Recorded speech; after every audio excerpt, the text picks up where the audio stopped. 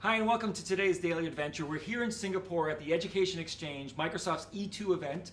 We're joined by amazing educators from all over the world, and I happen to be sitting next to one of them, Kristine Holloway from Ontario, Canada. Thanks very much for joining E2.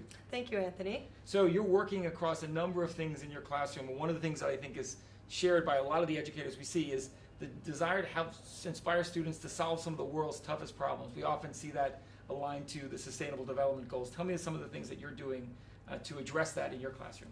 Sure.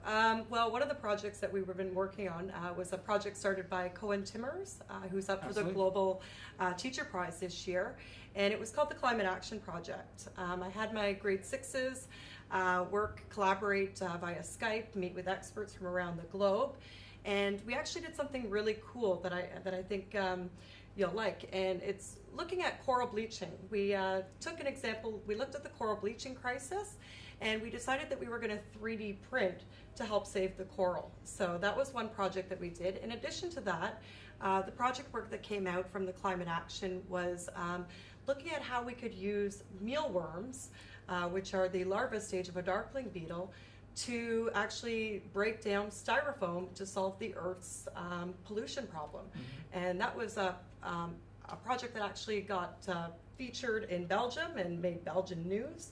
So it was quite exciting. Wow. I'm curious about what's happened in the minds or the energies of students, maybe their career ideas before starting these projects and after. Because one of the things that I often see is it sort of sparks an innovation on students' thinking that wasn't happening just going through the standard math or science class before. Right, and one of the girls that I teach is looking at marine biology as a potential career path as a result of the work that we did in the coral bleaching.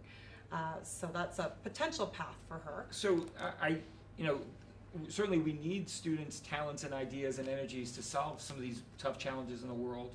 We know that students get more motivated to not only pursue their studies, but to actually make a difference in a purposeful way.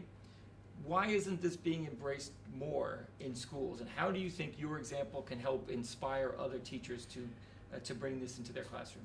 Well, I think the UN 2030 Global Goals are a big focus right now, and I think that educators should be embracing them within their teaching lessons. There's so many curricular connections that you can make with the global goals in order to bring it. Why aren't other teachers doing this? I'm not too sure. One of the pathways that I think that they could bring this into their classrooms is using Skype in the classroom. Sure. Bringing in experts from around the world. Sometimes we think that the experts are all within our building, but we need to look outside the walls of our building to see where the true potential lies.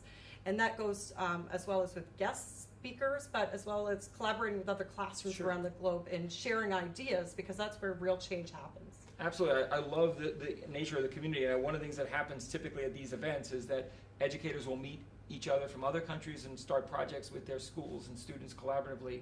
And I get a chance to see that when I travel to classrooms and schools. There was students working across the continent, across the world with other classrooms. It's amazing to see. And that's what's happening for me, whether it's Facebook or Twitter. I'm making global connections and really and making them authentic and really bringing that into the classroom. So obviously the ability to connect globally with tools like Skype, are there other exciting technology trends or tools that you're seeing in your classroom Of course. OneNote is a great way to collaborate with other schools. We've actually worked on a Right to Give project where we use OneNote as the launching pad for us to collaborate. Awesome. We also use Sway as a presentation tool.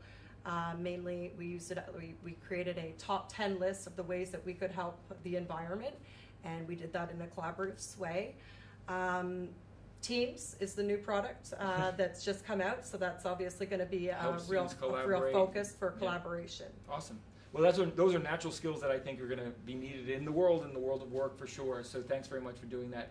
What are the things, I would say, maybe the piece of advice that you'd give other educators to either pursue the path that you've been on as an educator, maybe even how do you navigate through our community? There are a lot of educators who may be just getting into the Microsoft community, maybe considering becoming an MIE expert or maybe even an MIE. What advice would you have based on your own journey? Well, we're an excellent community. The Skype, whether it's Skype master teachers, the MIE experts, the fellows, we all like to connect, we like to collaborate, so reach out to those people.